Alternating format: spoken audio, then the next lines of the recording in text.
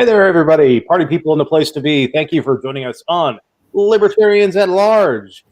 Joined this evening, as always, by Laura Epke. How you doing? Good. And Valerie Sarwark. How you doing? Good. Hey, happy birthday. Thank you. Thank you. And our guest this week is Ashley Shade, chair of the Libertarian Party of Massachusetts and outright Libertarians chair as well. Welcome to you. Thank you, and happy birthday, David. Thank you. Thank you. So besides my birthday, guess what day it is? Your birthday. Well, that too. July 1st. It is July 1st. So July 1st is a day that a lot of states' laws do go into effect.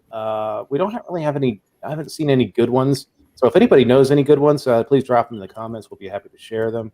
And if you have any questions or comments, please feel free to jump in there and we'll toss it in there. Thank you, Peter.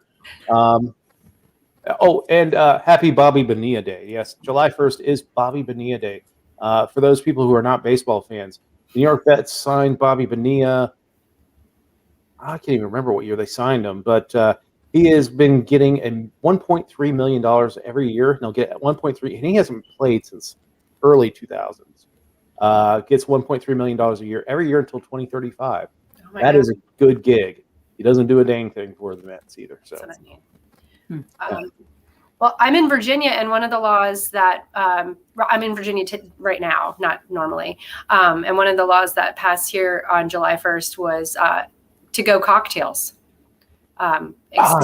extended indefinitely. And so we almost tested it out yesterday while at lunch with my grandmother because we needed it, but we didn't. But anyway, I thought that was cool. Like, that was one good thing coming out of the COVID lockdowns, right? They put that into indefinite law. Yeah, I mean, that was one of the things that I saw with the COVID lockdowns, that, things that we, the regulations that we stripped away because of COVID that allowed more freedom, such as, delivery of liquor or liquor to go, liquor, taking a traveler with you, as they call it in Savannah.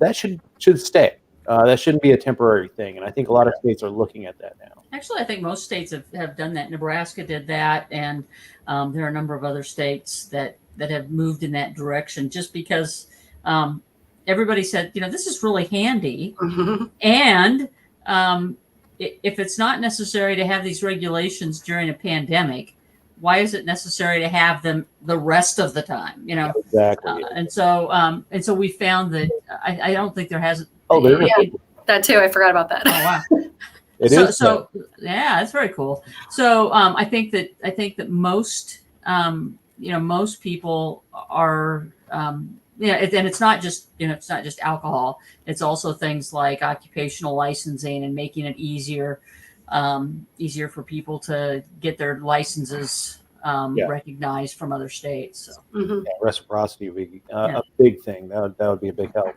The other thing that I thought with what we've seen with COVID lockdowns is that, I know a lot of parents were very vocal about getting their kids back in school, which is great. I understand that.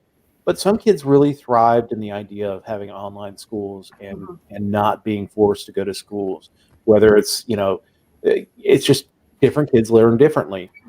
Some may have been facing bullying at their schools and felt better or more comfortable in an online environment. That's one of the things that they're really talking about getting rid of, is that online, that click versus brick learning. And, I think it really needs to stay. I think, we should be trying to reach kids in as many ways possible when it comes to education. Mm-hmm. And that one size fits all really just fits none when you think about it. It's tough. It's tough for the public schools. As a former school board member, it's tough to know exactly how to handle this. I mean, during the pandemic itself, certainly it made sense to have these online opportunities. But what do you do as a school board? It's not optimal for either the teachers or the kids to be, learning remotely via, when they can't look the teacher in the eye and things like that. And so there's a lot of pieces to this. And some schools I know are looking at, separate kind of online academies, so that rather than, doing kind of the hybrid model, you do an online academy, and you're all online versus kind of this hybrid thing where you beam in to a classroom of 30 other kids and are trying to, get appropriate attention. That it's tough. Yeah. That's New Hampshire has that. When we moved here, I homeschooled for a year, and they were talking about this online school that you basically enroll in the school, but you are homeschooled. So, but it's 6th grade and up. And so that was who was taking care of the people who chose at our kids' school, who they actually ended up doing some younger grades too, because they couldn't do hybrid really for our kids' school. So they would do it like sometimes, but the rest of the instruction was done through basically the state sanctioned online learning. And people seem to really like it. And if every state had that option, then you have the team of teachers that are already hired, that are already working for all those kids. I think it's a good option. Even if you have to enroll your kid as homeschooled, then so be it. They're not really being homeschooled per se. Well, and this random Facebook user who says, in the spring of 2020, when Florida went remote, over 20% of the students, mostly the at-risk kids, never logged in, which I think is probably true everywhere. Yeah. My son logged in, and then he'd do something else while while the teacher was trying to say stuff, and then you have places like in Omaha. They provided, they have a lot of at-risk populations where there is no online, where there is no internet, and so they took a bunch of money and bought cellular data-based iPads for every kid in the school district. I mean, it was insane, Really? and that's a lot of money. Yeah, it is. And like here in West Virginia, it's hard for us to do that because our internet is awful. Yeah. Here in the Eastern Panhandle, it's somewhat okay, but if you get into the cool country of West Virginia, they were setting up these mobile buses to so parents could park by the bus and get Wi-Fi in West Virginia. So again, and I points well taken about the kids not logging in. It's a certain type of kid that is going to thrive in an online environment, and that that thing is what we need is the options. You need to have choices because again, different people learn different ways, and some people just don't thrive in a situation where they're just sitting there in front of a teacher and their teacher's droning on. They're better in an environment where they don't have to worry about, oh, do my clothes look right, or that kid back behind me is throwing spitballs at me or whatever. They're in a comfortable environment where they're able to focus on their learning, or reach. Maybe a kid's not doing well at learning at from 7 o'clock in the morning until 3 o'clock in the afternoon, but they function far better between like 10 o'clock and 5 o'clock. That's the options that I'm talking about, and I think that's what we need to explore. Actually, what's going on in Massachusetts? How are they doing with education there? Things have been complicated here. We kind of went into an all online model, and then throughout the school year, they kept trying to do a hybrid model, and every few weeks, cases would go up and they'd go back online. Yeah. But with the online option, as you said, for a lot of kids, it's a good thing, and a lot of kids, it's a bad thing. And I can tell you, for kids who identify as gender and sexual minorities or the LGBTQ community, it's been an amazing thing for them because they're not being bullied anymore. They can actually just concentrate on learning and not have to worry about harassment from their peers or even their teachers. And so what it really comes down to is the options should be available for everybody to choose what way learns best for them.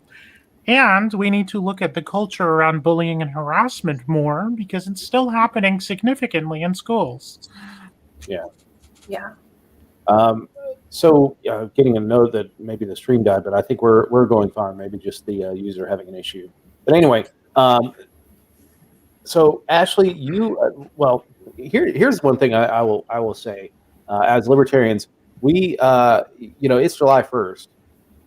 Our colors don't come down. Our colors don't change. We celebrate Pride no matter what month it is. We celebrate the LGBTQ community, gender and sexual minority community, every day of the year. But you recently participated in New York City Pride. Tell us how that went.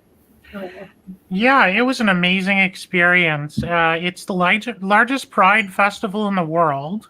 And to be able to be down in New York City and see millions of people coming together, right? So this is like this big gathering after all the pandemic and all the lockdown. Mm-hmm. Millions of people coming together in New York City, which was one of the worst hit places in this country. It was beautiful just to see people gathering. And then to see these millions of people, younger people, older people, people of all genders and sexualities and races, coming together and proudly just being who they are without being afraid of violence or persecution or oppression, just in those moments. That's what it's all about. The one thing that many people don't get about Pride is not this celebration of, oh, I'm gay or I'm trans or I'm this, and so I'm celebrating that. Pride is a revolution. Pride is liberation. We are celebrating our own freedom to be who we are and live our lives. And we're celebrating the fact that we don't have to hide in public anymore, that we're not going to be beaten, hopefully, by police coming into a bar and beating everyone down and arresting everybody just because they're wearing clothing that might be considered of the opposite gender, or dancing with somebody of the same sex, or just existing in the world as queer. And so it's a celebration that we get to have our identities and be our identities without having to worry about that. Now, that's not entirely true because there's still a lot of things going on legislative-wise against the LGBTQ community. But for those who don't understand Pride is liberation. The GSM community, the LGBTQ community, we are natural allies to the libertarian cause, to the liberty movement, because we want more than anything to be free to be ourselves. And that's what liberty is, and that's what our movement is. And that's why outreach at Pride is so important, because you're going to find people there who don't know they're libertarians. And we had a bunch of people taking the world's smallest political quiz, and then they get to put their star up on that quadrant. And so many people finding themselves in that libertarian quadrant and going, oh, I didn't know I was a libertarian. Tell me more. And that's what's so beautiful, because these are people who just want to be free. Yep. And that's what we are, just people who want to be free. Right. So how many people showed up for the Libertarian Party and helped with the tabling there?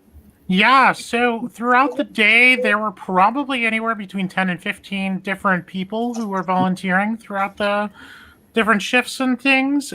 We couldn't have too many people because it was a smaller space, but I saw at least 10 to 15 different libertarians there at one point or another, giving out information, campaigning, talking to people, reaching out to them, teaching them about liberty, teaching them about libertarianism. And it was a beautiful moment, and I'm really touched and happy that I was able to be a part of it. It was beautiful. That's awesome. That's awesome. But like I said, every day we celebrate the GSM community and stand as allies with them in their quest to be free. We will stand as allies to make sure that happens. I actually got an interesting question that's kind of in my wheelhouse. Is the Libertarian Party going to stop Iran, which made a threat today? Or maybe was it China, or maybe both? So Iran is an interesting thing. I just did an hour on it this weekend about on the political deep dive. And, Iran is just doing everything that we do. That's their whole reason for existence at this point, is they believe, Iran is a much older nation than we are. They have a history that goes back over 2,500 years, and that to us, it's kind of unfathomable how ancient Iran is. And yeah, over the last 100 years or so, Valerie's been having some technical issues there in Virginia, but over the last 150 years or so, they've been passed back and forth by the Brits, and then they were firmly under our control in during the time of from the Eisenhower administration, Operation Ajax. And until 1979, when the Ayatollah took over, and since then they've been trying to reassert themselves in that regional area. Yes, have they been doing bad things? Yeah, they've been funding terrorists. They've been training Hezbollah. They've been which took hostages in Beirut and continue to do things. They fight proxy wars, whether it's Yemen or in Iraq, but we do the same, and that it's really just a clash of the United States wants to be a global hegemon and Iran wants to be the regional hegemon. And as long as that continues, we're going to butt heads in that region. The Libertarian Party is, let's not take a whole bunch of U.S. money and throw it over to Iran or Iraq or any other country, because basically what you're doing is you're taking money from poor people in the United States and sending it to rich people in those other countries. Let freedom work. Let stop putting embargoes and things like that on Iran, because what that does is it impacts the ability for Iran to get medicine to their people, because the Iranian government just seizes whatever help we give them, sells it on the black market, and uses that money for weapons or influence throughout the region. Get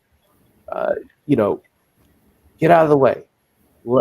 If a country in the a company in the United States wants to do business with Iran, let them do business, because by exchanging that information, they're going to, they're going to see that our style of freedom is much better than living in a theocracy as they're doing now. So, I wrote a paper about that when I was in grad school. True, Jared. A million years ago.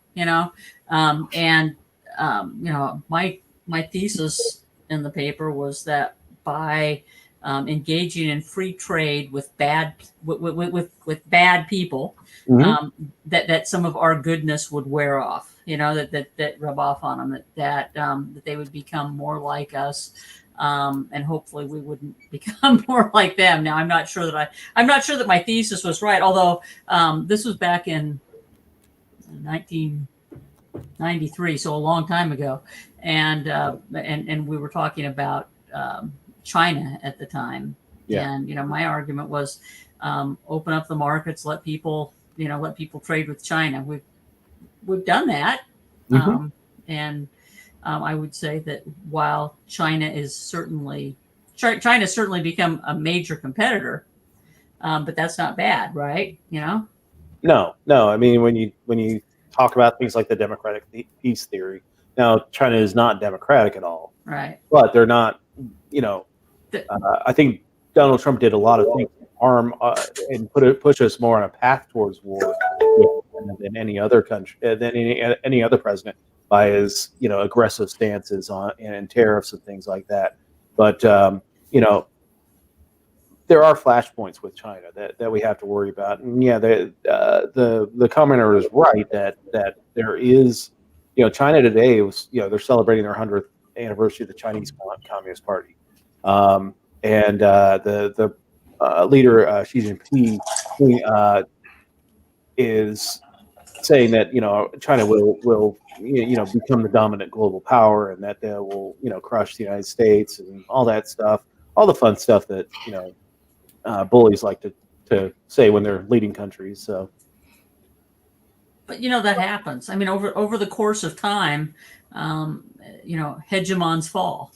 Yeah, and maybe the United States needs to accept that we aren't going to necessarily last in the number one spot forever. So we got to figure out how to recede into the background gracefully, like others have. Yeah, and I mean, is it for us to be that level all the time? I mean, that's the thing. I mean, can we afford to do that? That's what did in the Russians. They wanted to be in that level all the time. They just, the way that their economic system was set up, there was no way they could continue to devote a quarter of their budget to the military every year. So, and eventually it just became too top heavy and collapsed. But yeah, that's a great question about U.S. foreign policy. Free the people, let people do our stuff, and export, good old American ingenuity to wherever it needs to go. We could get really nerdy. Oh yeah, I could go foreign policy all day. There was a paper written back in the must have been the early 90s, maybe mid 90s, by a Russian political scientist who was we had our Sovietologists who studied the Soviet Union. They have their Americanologists or something, I don't know, that studied the United States. And this guy suggested that the United States was headed in the same direction as the Soviet Union because of our expanding debt and our inability to, and our desire to basically control the world. So. Yeah. I mean,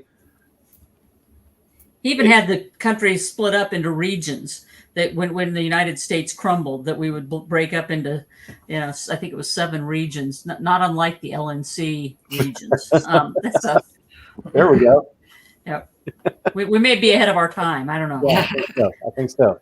So we're heading close to 4th of July. Anybody have big plans for the weekend? I am flying back to my family tomorrow. So awesome. Yeah, you're down in Virginia visiting family. Yeah, I'm probably like 20 miles away from you actually right now. Where are you at in Virginia? Luckett's. Oh, wow. Yeah. All right. Yeah, I'm out in the country with my sister. Yeah, so it's been 97 degrees here all week, right? And bad storms came through this afternoon. Our power went out here. Unfortunately, my entire family back north also had 97-degree temperatures. And so they were all very sad, but we have central air here, so I'm not complaining. But it's supposed to be 59 degrees and rainy this weekend in New Hampshire. So I don't know what we will be doing. Probably not very much of anything. I mean, it sounds nice, actually. Yeah, no, after the week, I can't wait. My existence is going from air-conditioned house to air-conditioned car to air-conditioned building. Yeah, same. That's what's going to happen. We've got a big weekend planned. Yeah. Sort of. We've got tomorrow night a local organization, the Crete Youth Cabin that I am on the board of. We're having our what are we calling it? Something at the cabin or some sort of a concert series. And so we're having a Cuban band and a bluegrass band playing a free concerts out at the youth cabin, and so that's to kick off the weekend. And then we have fireworks, of course, on Sunday night in good old Crete, Nebraska. So excellent. What about you? Yeah, so I got a few things going on this weekend. Tomorrow night, our city has this promotion called First Fridays, where all of our local downtown businesses stay open a little later on the first Friday of the month, and so everybody can go down. So I'll be attending that and doing a little campaigning, of course, talking to some constituents. And then on Sunday, we have an annual tradition here in North Adams. We have a collegiate baseball team, like a minor league / collegiate. part of the New England Collegiate Interleague Baseball. So we have a team called the North Adams Steeplecats. They will play in the evening, and then after the game, we have a fireworks celebration after the game every year. It's one of the biggest events in the city. It draws like 10,000 people to come and do fireworks, and yeah, it'll be a great night. Great night in North Adams. Great night to celebrate. Hopefully the weather will hold up so we can have fireworks. But you know, it'll also be a great networking weekend where I'll be able to do some campaigning. So always exciting. Excellent. So I'm going to be participating in the great American tradition of getting drunk on my back porch and watching my neighbors try to burn down the neighborhood. So isn't that every day in West Virginia? Like, isn't that a daily? West by God, Virginia. Yes, it is. Actually, the first major confab in my neighborhood, because I'm in a new build neighborhood, was Memorial Day weekend. Somebody let off some fireworks. And I don't think it was even actually in our neighborhood. I think it was folks across the street. But yeah, it started wars between neighbors. It was fun. But Ashley, tell us a little bit more about your campaign. Yeah, so I'm running for city council in North Adams, Massachusetts. North Adams is a city with 12,500 residents. We've got about 8,000 registered voters and about 4,000 who turn out for municipal elections. We have a city council race where there are 9 city council seats. All of them are considered at-large seats, and all of them are at the same time. So all 9 seats will be re-elected or newly elected this November. We currently have 15 potential candidates who have taken out papers for the office. It's unlikely that all of them turn in, so probably 13 to 14 candidates, anywhere between there. And we have several incumbents who aren't running, so there will be seats that won't have an incumbent next to their name. So the race has been going great. I'm very well known in my community and respected. I'm a member of the Human Services Commission here in North Adams and a member of the Inclusivity, Diversity, Equity, and Access Working Group that the council set up. Last month, as a show of support, our city council president resigned and left the city. He was moving away, and so there was an open vacancy. With there being an open vacancy, the city councilors themselves decide who fills the seat. There were 3 people who put their names in, and I was one of those 3. I didn't get the seat. They went with precedent and picked the highest vote getter from the last election that was still remaining. But I got 3 councilors of the 8 to break precedent and vote for me. So that was a great showing of support from the current city council, that they respect my ideas and that they believe I'd be a great councilor. And many of them approached me after the meeting to show their support. One even made a donation to my campaign large enough to be reportable, which in itself is a sign of an endorsement. So the win number here, I'm playing blackjack. So the win number is 2,100 votes. I want to go over though. 2,100. 1,700-ish would probably get the win, but I'm pushing for 21 to be safe. So looking to become an elected Libertarian here in North Adams, Massachusetts, and help continue to push and represent my community.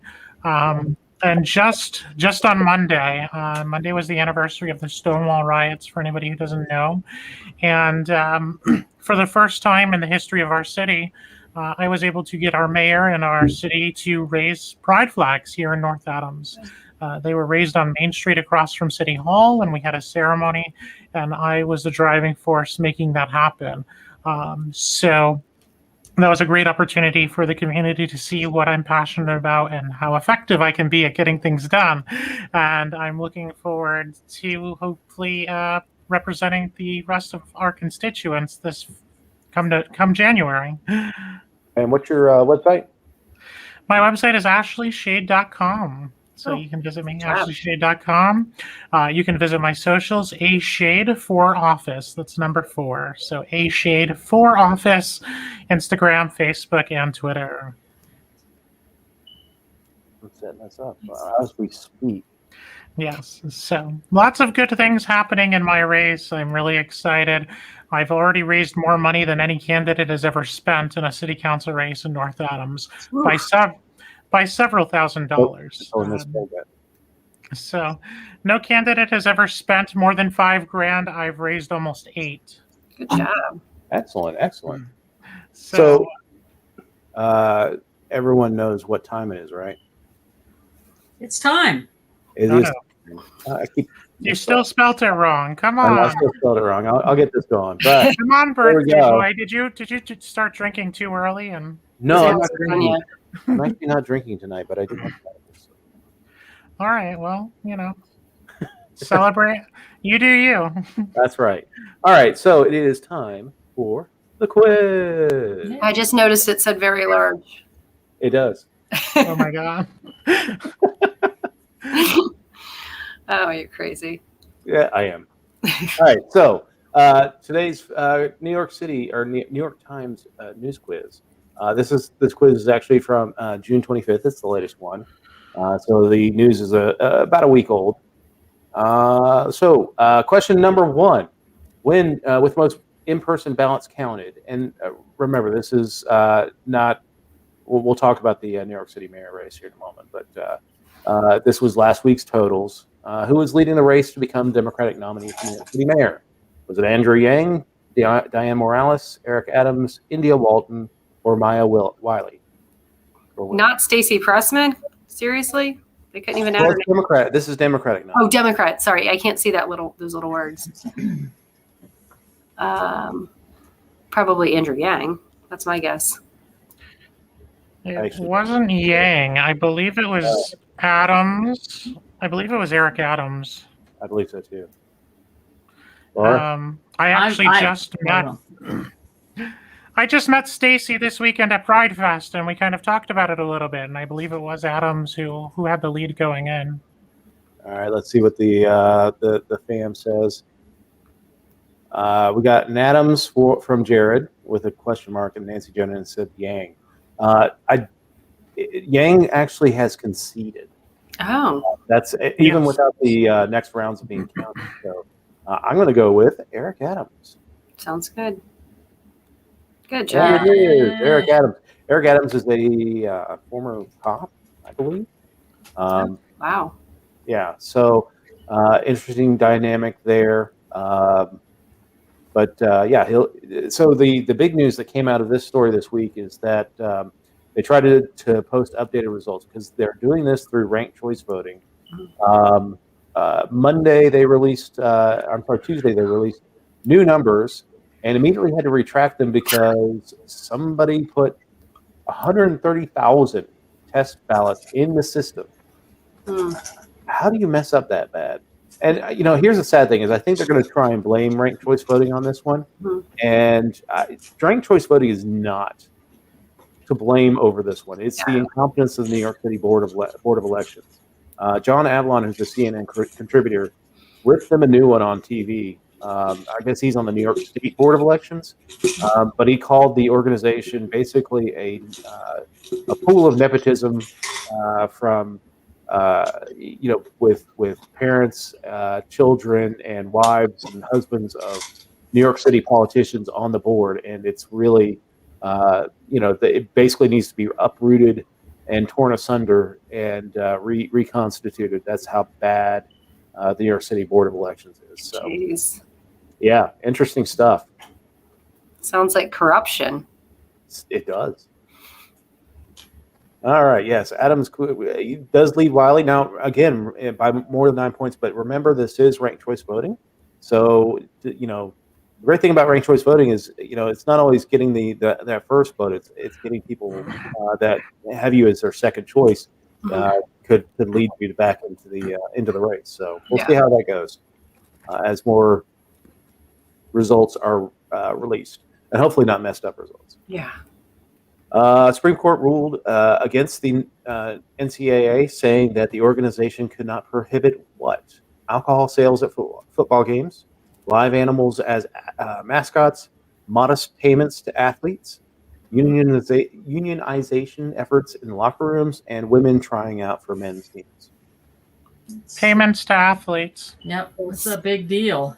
It is a big deal. Here in Nebraska, Runza, Jared will love to hear this. Runza has has basically said they'll sign every athlete at the University of Nebraska. You know, they aren't going to get very much, but every athlete will be signed. I thought Runza was just a food. So is it a company? It's a restaurant.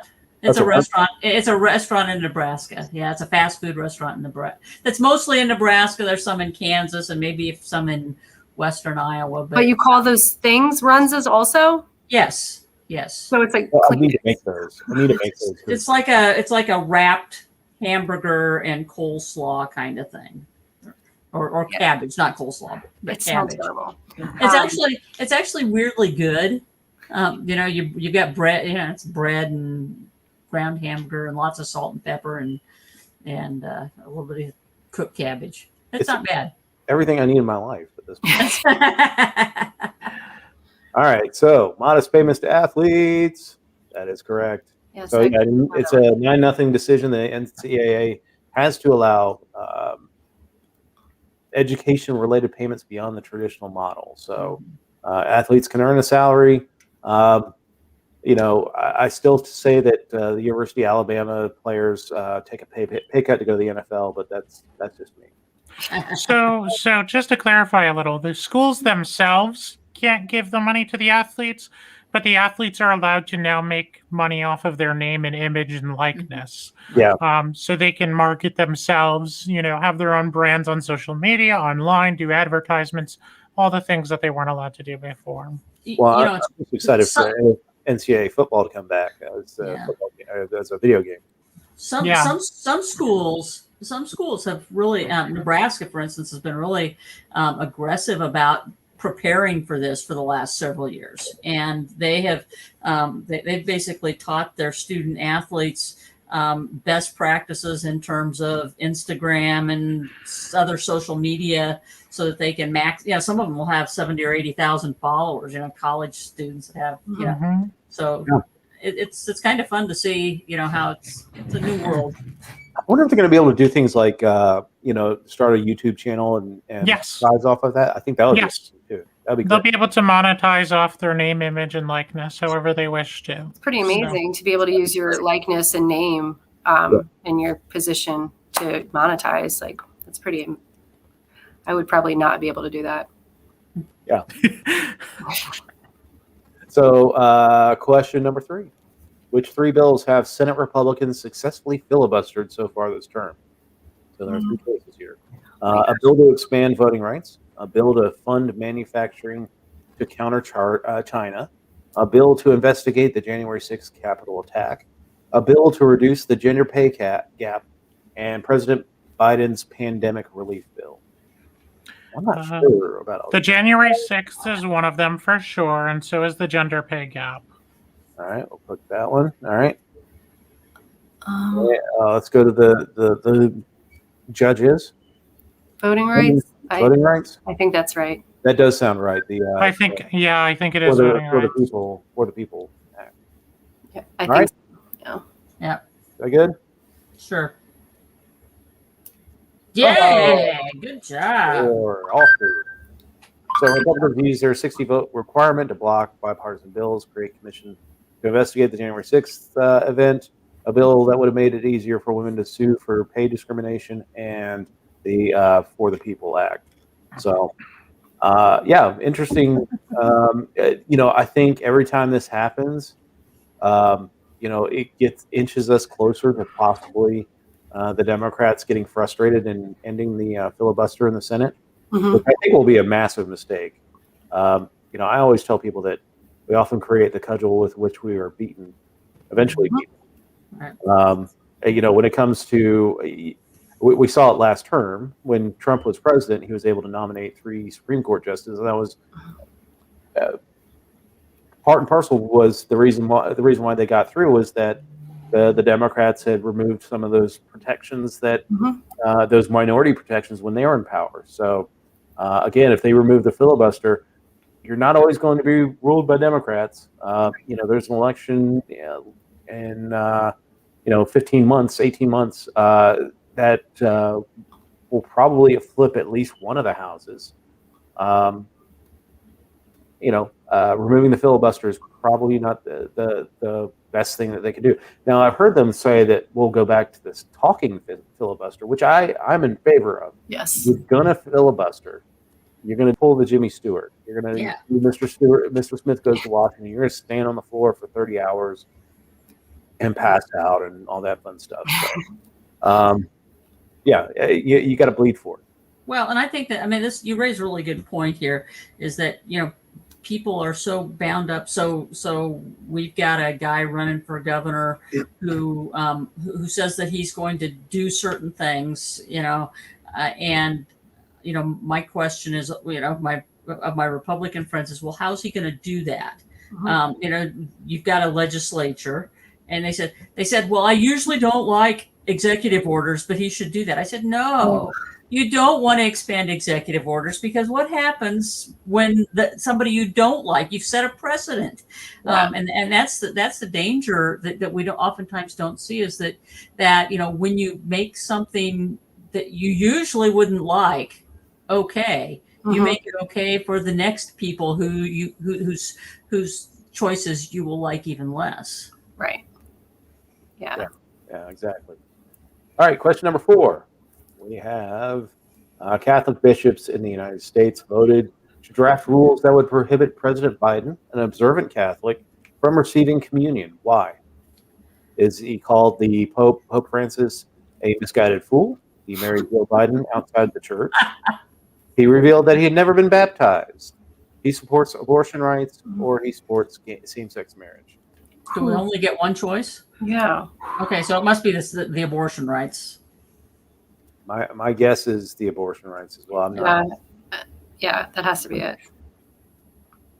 Because the Catholic Church is okay with same-sex marriage now, right? They're like, okay. They won't. They still. They won't do it themselves, right? Yeah, they won't do it themselves, but But they're not like screaming you're going to hell anymore. So. Yeah, come on. Well. I think. Yeah. All right, I think it's abortion. Abortion rights. Number 4. And there we go. New guidance would deny Biden communion because of his support for abortion rights against the Vatican's urging. So I guess the Vatican doesn't want these rules, but I guess the U.S. Church can decide what they want to do. But all right, interesting. Question number 5. The White House this week said it would probably miss which goal set by President Biden. 1, confirming a black woman to the Supreme Court. 2, donating 80 million COVID vaccines to other countries by the end of June. 3, giving 70% of adults at least one COVID vaccine dose by July 4th. Holding the Senate in 2022 midterm elections. Or 5, keeping Biden's approval rating above 50%. I think it's the vaccination rate. That's my guess. The 70% vaccination rate. So I think it's the donating. Well, the donating, I don't know if at the end of June was what they said. I know that they've talked about giving donations, but by the end of next year, which would be like COVID wouldn't even be it might not even be a factor next year. We got to vote for 3. I think that there was some sort of a benchmark for July 4th, and I kind of think that's what it was. Yeah, that makes sense. Yeah. All right, okay. We'll feel bad if we miss this one. Yeah. Hey. Winner, chicken dinner. The administration conceded it's likely to narrowly miss the Biden goal of giving 70% of adults at least one shot by Independence Day. Does anybody know offhand what the rate is at this point? It's probably like 69%. It's nice. It depends on where. In the urban areas, I know here in Nebraska, in the urban areas, we're up close to 70%. Mm-hmm. But the problem is that you get out in those rural areas and, you've got, 30 to 40%. Well, it's interesting because Vermont is over, I think they're over 80% at this point. I think they're at herd immunity levels at this point. Yeah. New England's been pretty good. Yeah, Massachusetts is really high up on the list. I believe the rate is somewhere in the 65 range for at least one. Only about 43% fully vaccinated, so still a long ways to go there. All right. Question number 6. Chile, Bahrain, Mongolia, and the tiny island of Seychelles have all suffered severe COVID outbreaks in recent weeks despite vaccinating at least half of their residents. Which of the following do all 4 have in common? 1, their governments have restricted residents to only one vaccine dose. They have held major international soccer tournaments in recent weeks. 3, they have larger populations of children than adults. 4, they have relied mostly on Chinese-made vaccines. Or 5, they never took any steps to limit foreign tourists. Yeah, this is the hardest one so far. This is really hard, but we almost went to Mongolia because Nick was supposed to speak at the Liberty International thing that was in Mongolia, and that's not a high tourist destination, and neither really is Bahrain. So I don't think it's that one. Yeah, I'm thinking it's either the Chinese-made vaccines or the governments have restricted residents to only one vaccine dose. That makes more sense to me. Let's see. What does the audience say? There was recently a soccer thing going on too. So I'm wondering. Euro. That's the Euro one. So it's not even. Yes. Yeah. Okay. So Chile wouldn't. Yeah. Okay. Yeah. Then I would say the one vaccine. See, and I was going to say they have a larger. I don't know this. They have a larger population of children than adults, so that the kids couldn't get. If you get big families and things like that, and you get kids that can't, that can't get the shots. So I don't know. That's true. I don't know. This one is hard. This one is hard. So could be any of them. I always wanted to go to Seychelles. She sells Seychelles by the seashore. Let's do. I don't think there's a lot of children there, though. I don't know. This is. Yeah, this one's. I'm sticking with number 1, but I don't know. All right, 1. Laura.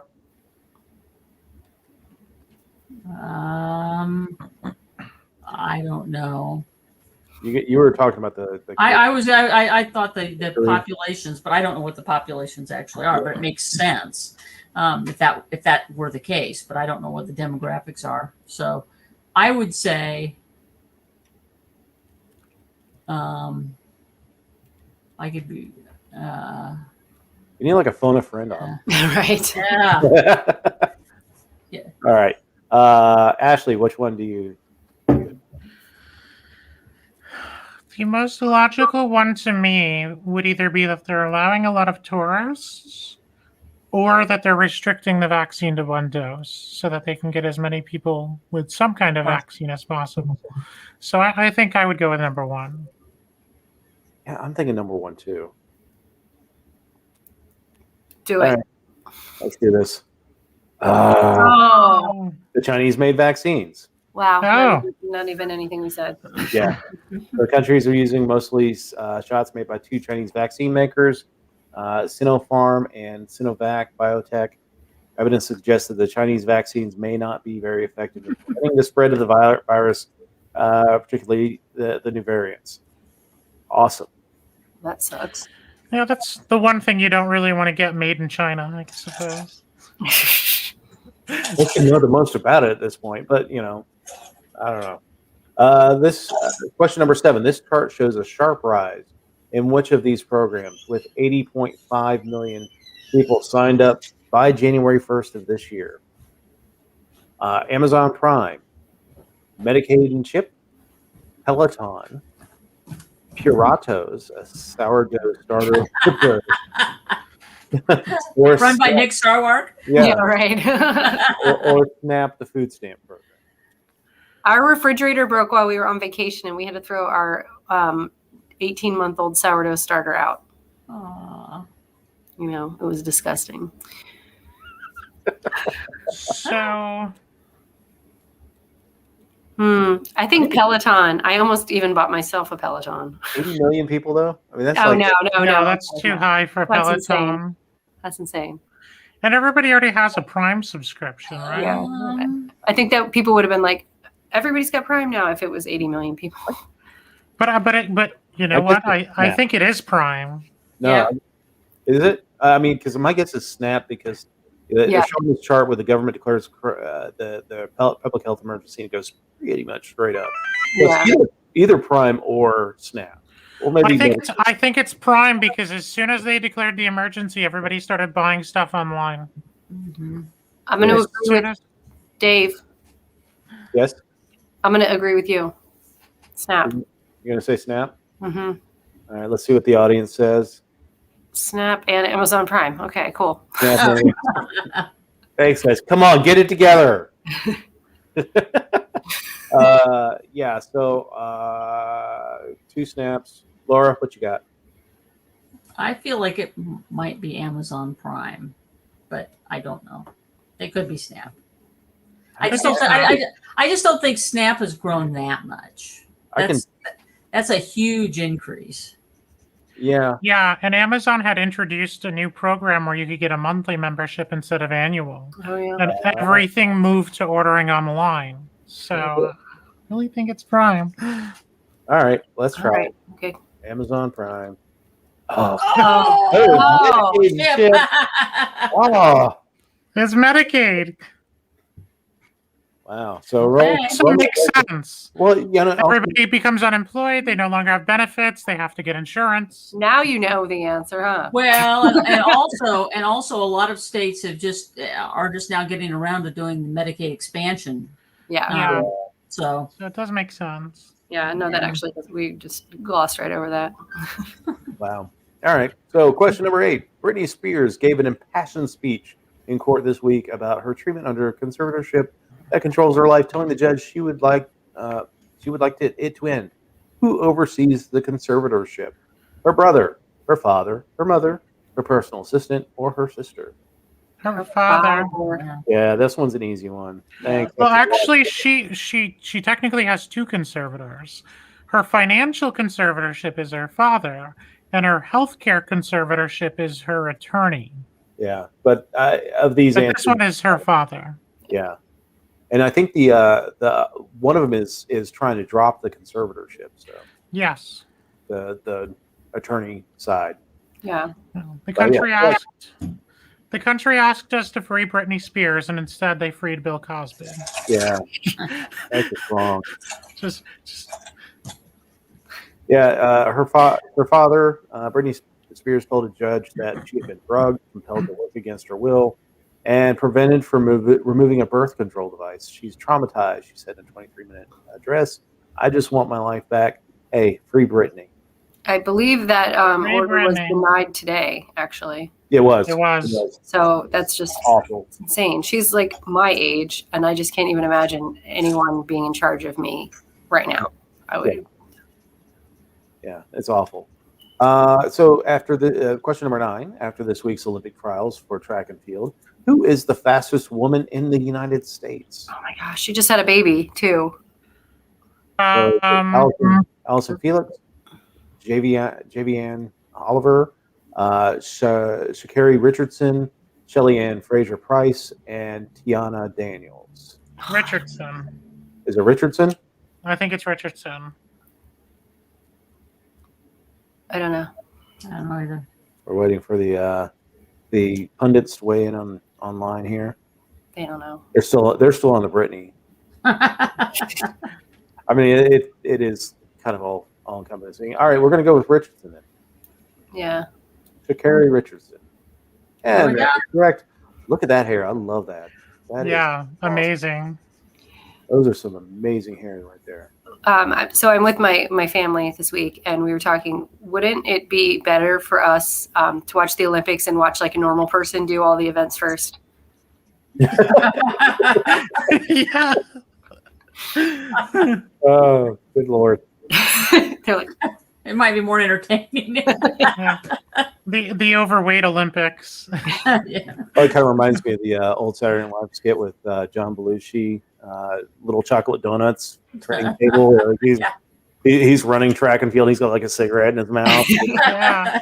We need to get like everybody over 40 who like used to be a high school athlete star and have them doing an Olympics together.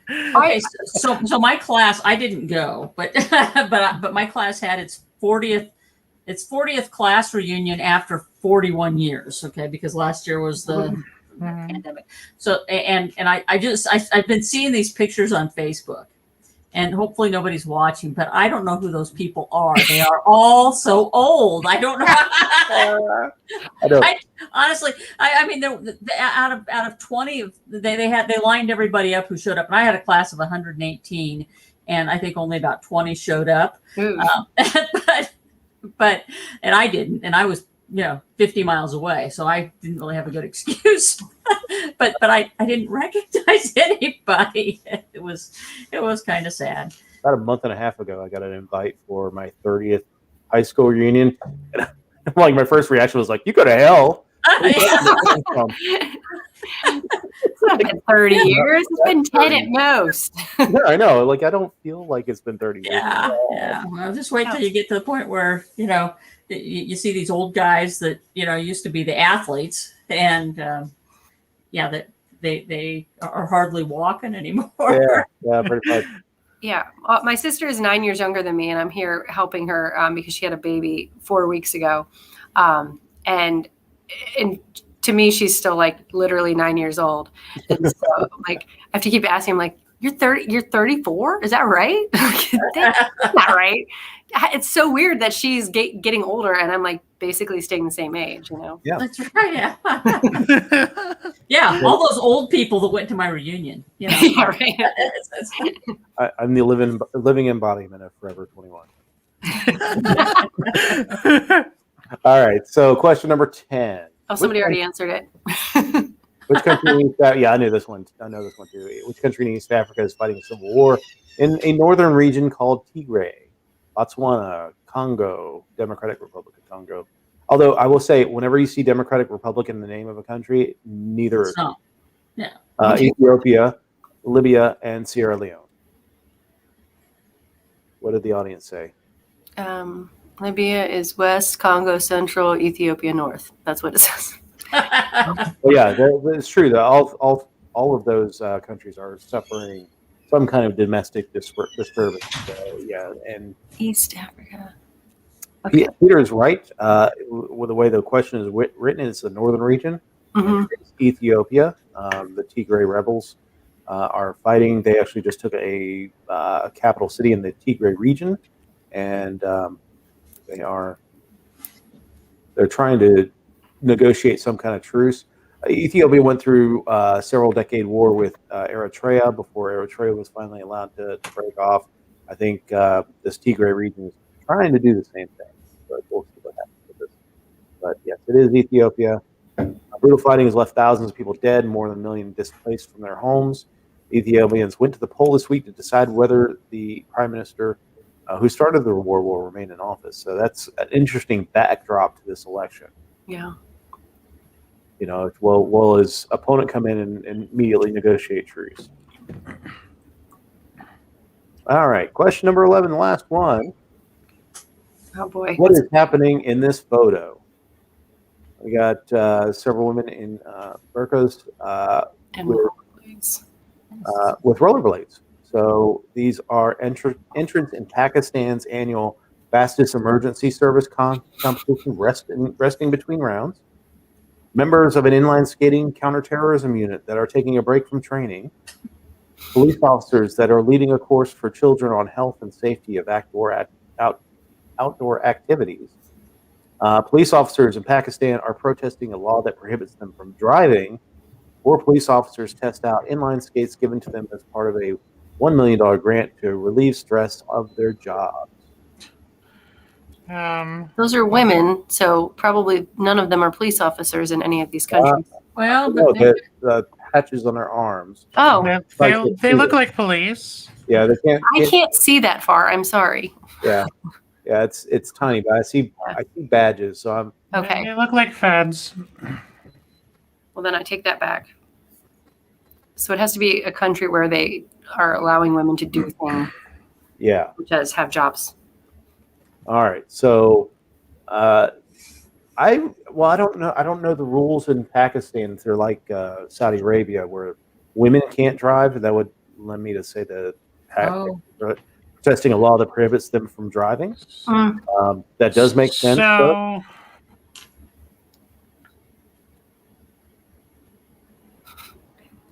oh, let me bring the picture.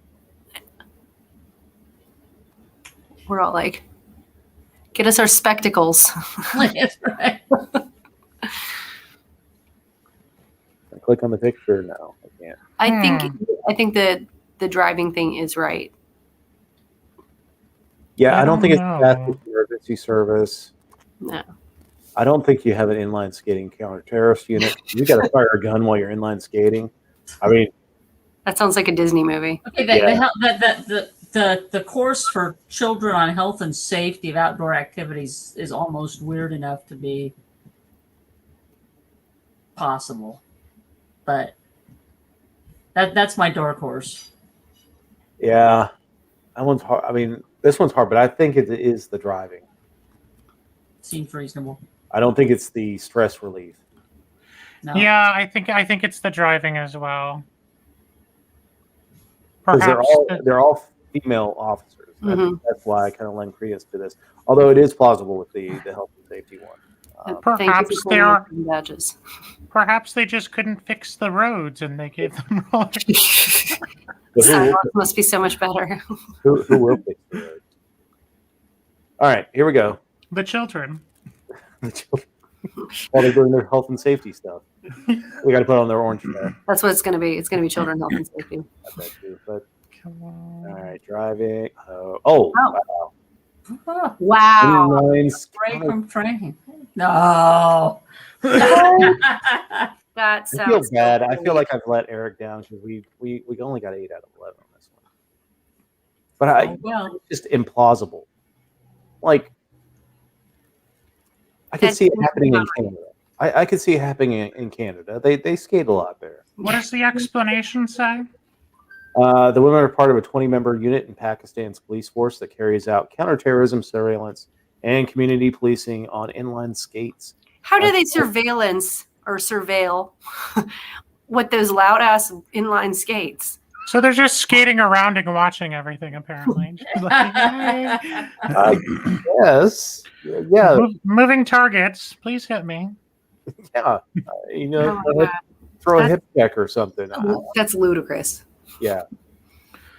Yeah. So if you're running away from the Pakistani police, you just throw some banana peels behind you, No, seriously. Just throw a hip check. some pebbles on the ground, and Grass clippings, like literally anything. Yeah, get leaves, yeah. a handful of rocks. Just drop Oh, some pebbles. 8 All out right. of 11. That ain't bad. 65%. We were better than 65% of Times readers. So Friday will be another quiz. So tomorrow will be another quiz, which will be done next week's show. Anything else for the week? Oh, No? All right. Well, again, I never fixed that thing, but AshleyShade.com and A Shade for Office number 4. on the socials. That's right. Go ahead and take a traipse over campaign, toss some cash at it. Get involved if you can, if you're in the North Adams area or anywhere in Massachusetts. Thanks everyone for joining us this week. And Eric will be back, I guess, next week. He'll be tan, rested, and ready from his honeymoon. Congratulations to him, well earned. And we'll see everyone next week. Thanks, everybody. Thanks for hosting tonight. And Yeah. happy birthday, David. Thank Happy you. birthday, David. Oh, let me put my hat on. You gotta wear a funny hat on your birthday. Here we go. There we go. have a structured settlement and I need cash now. Oh my All right. God. Have All a good guys. night. Have a good one. Right. Take care, everyone.